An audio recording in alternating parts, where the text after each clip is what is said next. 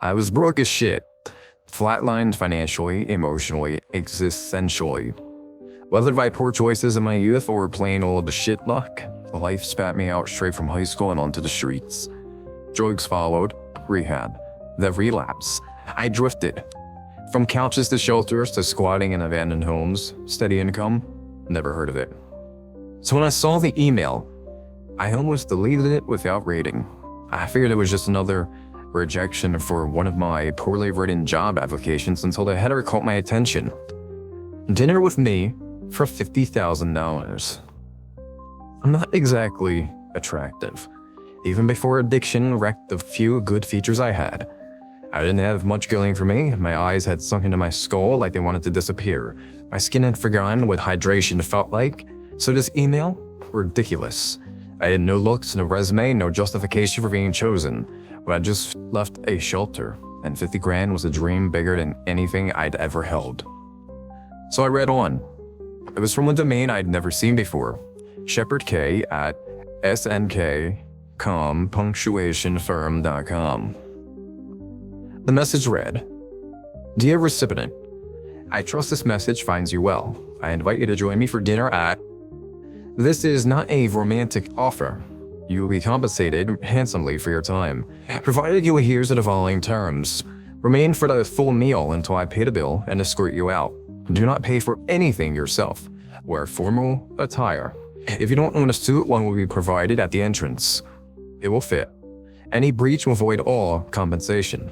To accept, reply. A time and date will be sent. To decline, disregard this message. Did it seem insane? Absolutely. But desperation makes fools of us all. The kind of fool that doesn't ask for explanation, just a fork and a seat. So I replied, Hello, Shepard. Thank you for your generous offer. I accept your terms and will be there. May I ask a few questions about this proposition? Again, thank you. I didn't expect a response, maybe a phishing scam, maybe nothing. But seconds later, a reply came. Monday at 6 p.m. at... Questions may be asked at dinner. Thank you for your cooperation. More cryptic bullshit. That's when I gained the smallest amount of common sense and decided to look into whoever this guy was. This was clearly his business email, so I googled the domain. SNK, Compunction Firm. I was expecting some big group of lawyers of the name alone, but no. No law firm. Just a single office tucked into a strip mall. No products, no services, just a photo of the branch manager, despite the fact that the office barely looked big enough for 2 people. And the title implied multiple locations, yet I couldn't even find a second one. What did they do? Solutions. No specifics, just that one word. I thought about backing out. Probably should have. But when you've got nothing left, hesitance starts looking like a luxury. I had nothing to lose, so I took the chance. Between drug-fueled stupors and getting my ass kicked once or twice, Monday croaked up on me like bruises do. Slow, unseen, then sudden. I didn't have anything formal, so I threw on the only white button-up shirt I owned and some gray slacks. Both had stains I couldn't explain, and no iron had graced their surface in years. Still, they were the fanciest clothes I had. None of it mattered. The second I hobbled into the restaurant, the greeter, if you could even call them that, handed me a dry-cleaned suit without a word and pointed to the bathrooms. I took the hint. The suit seemed expensive, real Men's Warehouse type shit. It fit perfectly, just like the email said. Too perfectly, actually. The cuffs landed exactly at my wrist bone, and the collar rested like it knew my neck shape already. I didn't have the time or money to question it. I walked back out.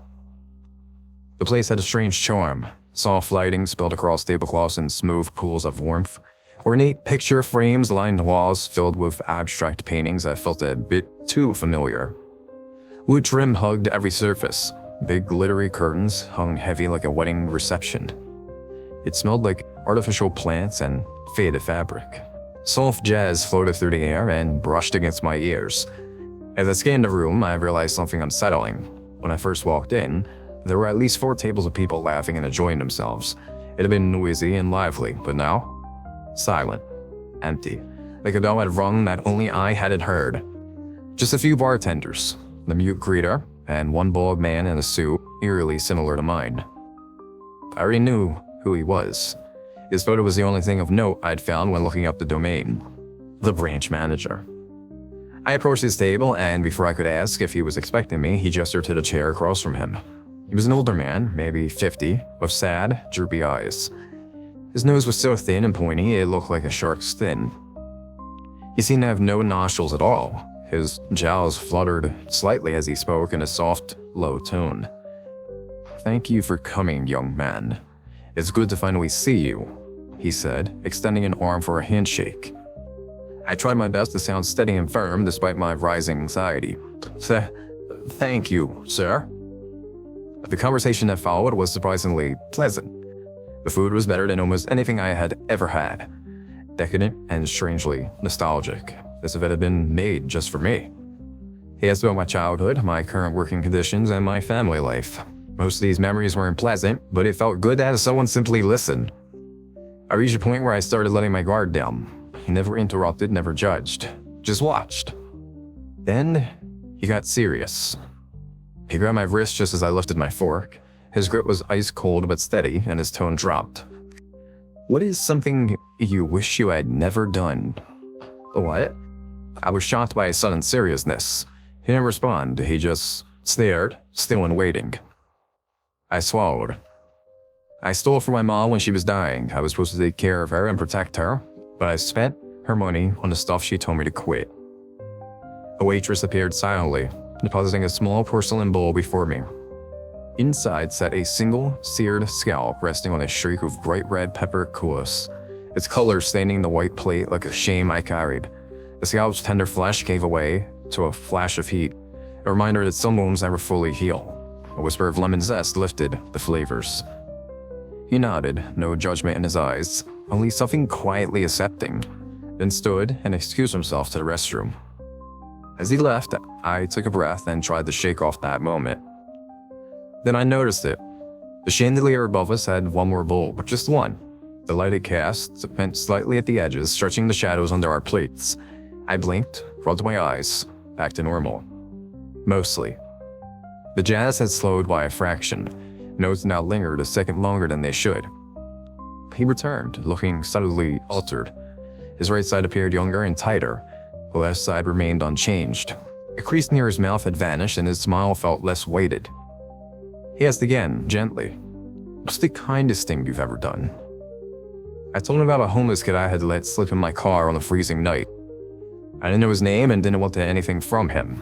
I just locked the doors and stayed up all till morning in case someone tried anything. While his gaze lingered, another course arrived. A hollowed apple cradle, a warm butternut squash soup. Its sweetness tempered by sage oil. The apple's crisp rim framed the velvety broth, echoing the way I had sheltered that boy from the cold. Each spoonful felt like a soft promise of safety in a world so devoid of it. This time as he listened, something in his face responded. His left eye seemed brighter, and the left side softened.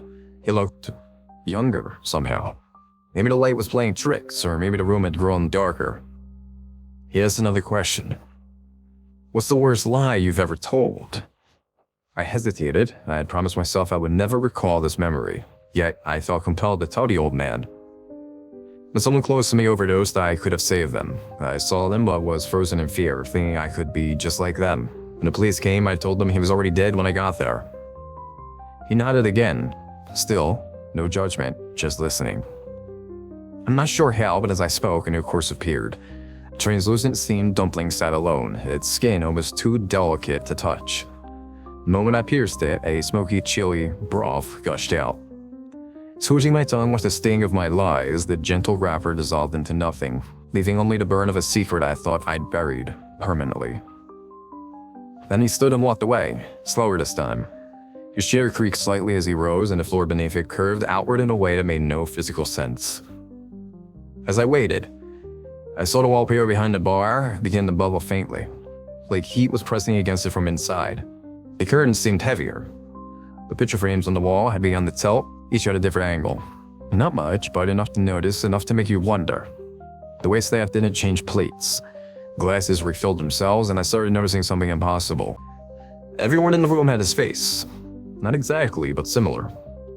Like a family of clones degraded with each repetition. The bartender blinked with one bulging eye, the hostess smile sagged like melting wax. When he came back, the distortion had grown wider. His jaw was uneven, one side shriveled, the other taut as barbed wire. The contrast on his face was more than physical now. It had radiated something deeper, like his of a personality I couldn't agree. He sat, eyes scanning me as if measuring the weight behind my silence.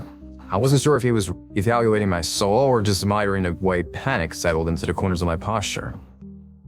His voice arrived softly, almost reverent. What memory do you miss the most?